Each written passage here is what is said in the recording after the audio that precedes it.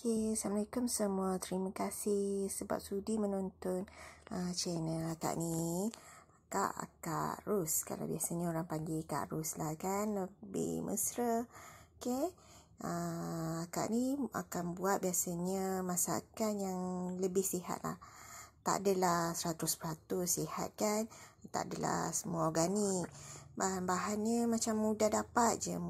Sebab Kak pun bukannya mudah untuk cari bahan-bahan yang macam organik ni kan. Asalkan kita perhatikan. Tengok macam tepung ni kan. Dia tulis 100% tepung ni daripada tepung beras kan. Dia jadi tak ada tambahan bahan lain ke. Sebab dia punya konsep, dia kisarkan tepung beras ni, kira beras dia kering. Dia kisar guna air yang halus, kemudian baru dia kering dan jadi blend untuk keringkan jadi tepung macam macam ni. Bawang pun akak guna bawang daripada India lah, bawang putih daripada India ni.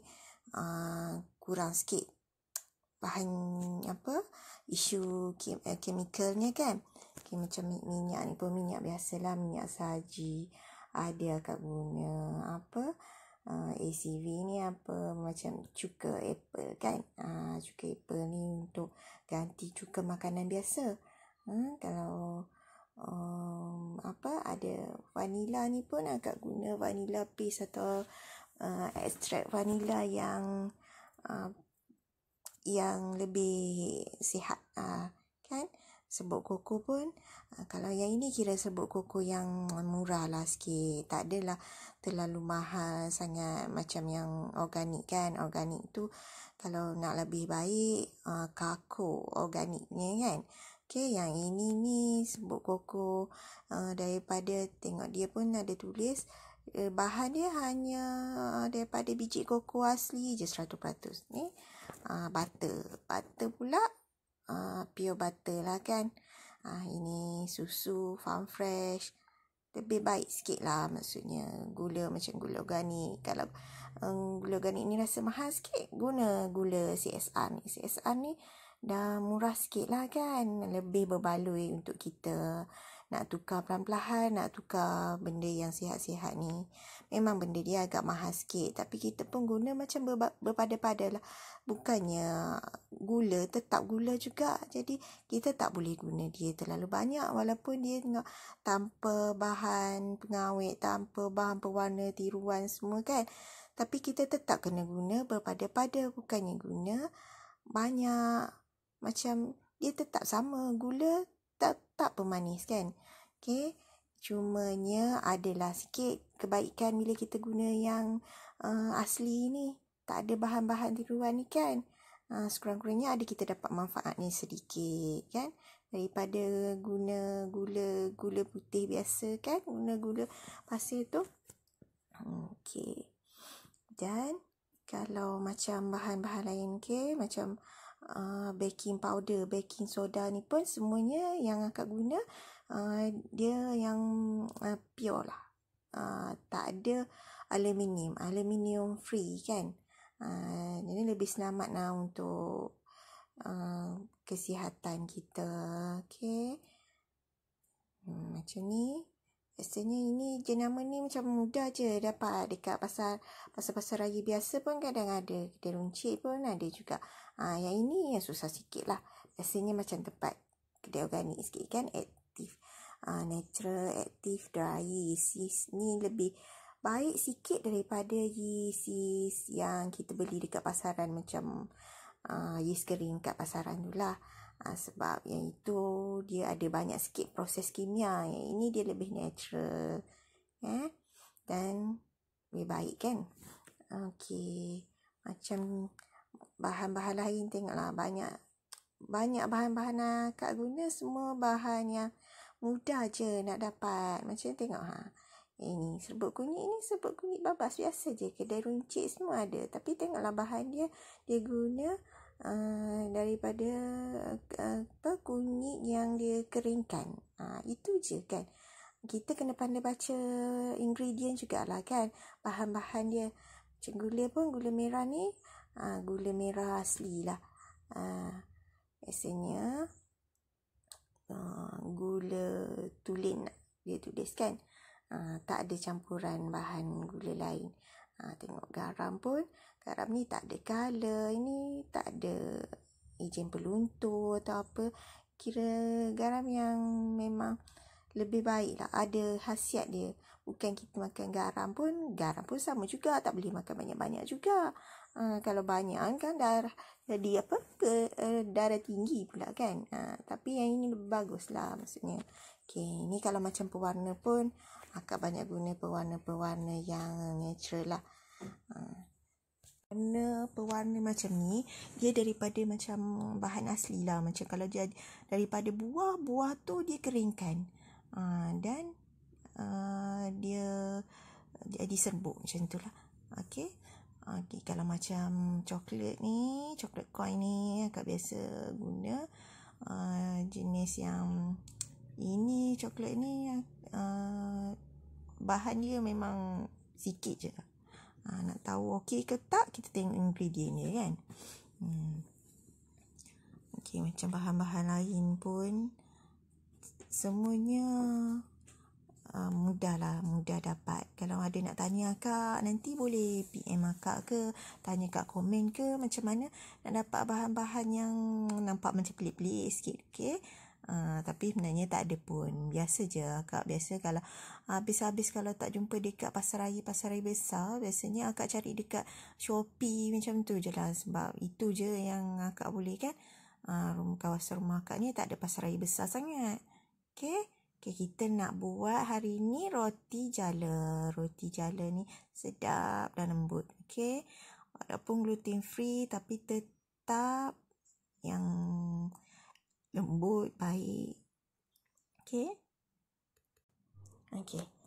Bahan dia pun tak banyak pun. Sikit je. Semuanya kita campur sebati macam tu je. Masak gluten free ni sebenarnya taklah susah sangat. Simple je. Bahan pun simple. Tapi sebenarnya kadang-kadang tu adunan tu. Penting Okay, kalau ni kita guna tepung beras. Tepung beras ni macam bahan utama lah kebanyakannya.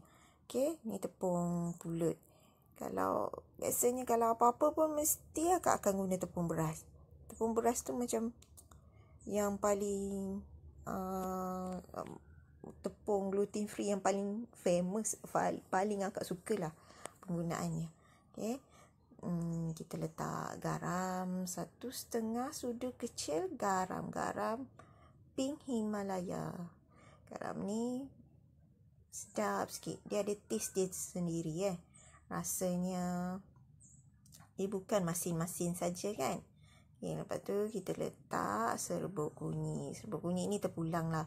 Akak akan letak 1.5 sudu kecil macam tu kan. Akak ni suka colour terang-terang sikit daripada colour tak suka colour macam light-light macam tu kan. Akak tak suka. Akak suka colour terang-terang. Jadi ikut masing-masing. Kalau suka, ada yang setengah tak suka bau kunyit tu kalau banyak-banyak sangat, ada yang tak suka kan. Jadi ikut masing-masing. Kita yang buat dia kan. Jadi rasa dan rupa ni kita yang pilih. Okay. Kita guna telur pula. Okay. Telur ni kita guna untuk melembutkan lah. Untuk dia sebagai ejen pelembut guna 2 biji telur yang bersaiz besar. Okay, kita kocok-kocokkan dulu dekat dalam mangkuk ni, baru kita masukkan dalam adunan ni. Macam nak bagi sebati lah. Boleh je kalau nak terus masukkan 2 biji tu dalam adunan pun boleh. Ikut kita lah. Akak selesa macam ni. Okay, akak letak macam tu. Okay, dah masukkan telur ni. Kita boleh masukkan minyak pula kan. Okay, masukkan minyak. Minyak dalam 6 sudu besar. Kemudian kita boleh sebatikan. Perlahan-perlahan dulu kita sebatikan telur, minyak dengan tepung ni. Macam Kak cakap, tepung gluten free ni lebih mudah menyerap kelembapan lah. Tak kira lah minyak ke air ke apa pun, dia lebih mudah. Kemudian baru kita letak air sikit-sikit. Air kita guna dalam 1,5 cawan, air tapis ni. Kak biasa guna air tapis. Air tapis tak kisahlah, ikut suka. Kalau kita nak guna air biasa pun boleh. Terpulang pada kita. Masukkan sikit-sikit biar dia kental dulu. Dia dah serap air, barulah dia mudah untuk kita sebatikan. Dan dia satu tipsnya, dia tak mudah berketul. Kalau kita masukkan sekaligus, memang tepung ni akan mudah berketul-ketul lah. Tak cantik lah. Bila kita masukkan air sikit-sikit ni, dia tak berketul. So, kita dah tak payah nak tapis tau nanti adunan ni. Lebih cepat lah kan. Kak ni memang tak suka buat kerja-kerja nak kena tapis, nak kena ayak macam lambat je pula kan. So, Kak buat ikut memang nak cepat. Janji sedap, cukup rasa semua kan. So, memang mula-mula macam rasa lambat. Kita nak kena kacau perlahan-lahan sikit-sikit dulu kan, biar dia pekat dulu. Lepas tu baru kita masukkan air sampai kepekatan yang kita nak. Kita jangan masuk sekaligus lah ya. Lagi satunya, kalau kita guna dia macam kepekatan ni, ikut adunan kita, ikut acuan kita lah sebenarnya. Kalau acuan kita muncung dia agak kecil, so kita boleh buat adunan kita cair sikit. Kalau muncung dia macam besar, lubang-lubang muncung tu besar sikit. Bila besar kita tak boleh buat cair sangat. Bila cair sangat nanti roti jala kita ni macam keluar laju je daripada bila kita nak pipekan nanti dekat atas pan nanti kan. Tak cantik lah kan. So macam ni akak letakkan dulu, sebab kita buat dalam mangkuk kan, susah nak letak dalam botol. Ikut keselesaan lah. Akak letak dalam jug ni dulu, kemudian baru masukkan dalam botol. Lebih senang lah sebab ada muncung kan. Tak adalah ni tengok muncung kat ni tebat dia besar-besar sikit lubang-lubang ni kan.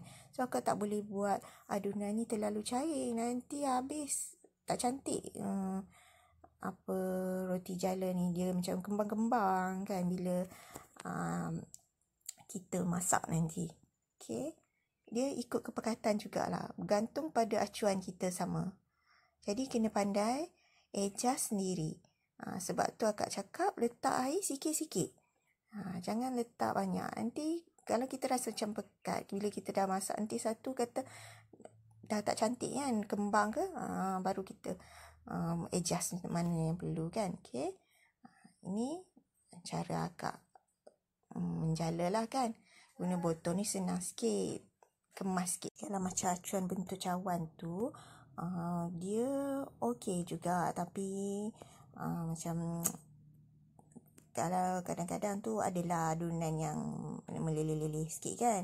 So yang ini macam botol lebih kemas lah, tak adalah meleleh-leleh kan. Mudah kita nak guna. Kita tengok masak pun roti jala pun masak tak boleh lama-lama. Kalau lama dia kering jadi keras.